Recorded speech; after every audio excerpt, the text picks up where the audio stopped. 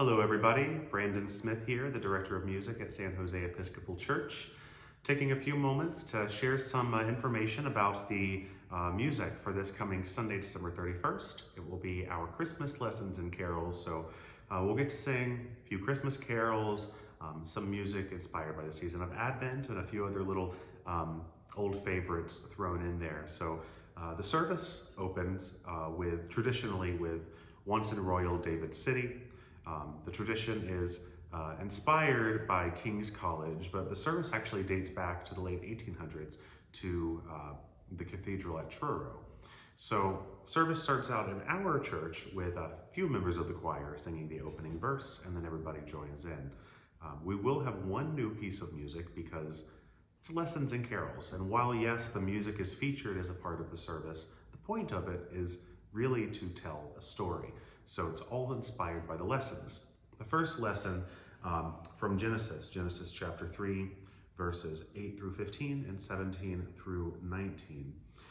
So the text we'll be singing is Jesus Christ, the Apple Tree. You may have heard that before. The first of it starts as, "The tree of life my soul hath seen, laden with fruit and always green. The trees of nature fruitless be, compared with Christ, the apple tree." This setting is by 20th century composer Daniel Pinkham. Was born in 1923, features heavily the pentatonic scale, which has a very American sound to it, but is a very much older than America. Pentatonic meaning that the scale has 5 notes as opposed to the traditional Western 7-note scale. So C major scale has 7 notes. And then starts over again. The pentatonic scale has 5 notes. 1, 2, 3, 4, 5, and then starts over. So this one actually inverts the pentatonic scale. Instead of it's... I'll play the tune once and then I'll go back and sing the first verse.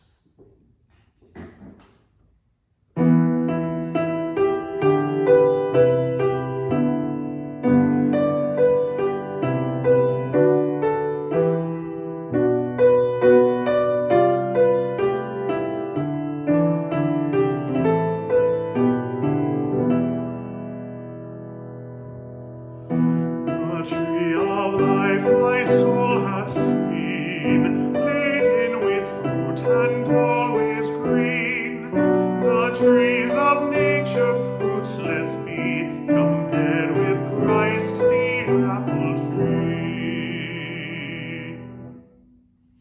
So this tune was commissioned by the Boston chapter of the American Guild of Organists.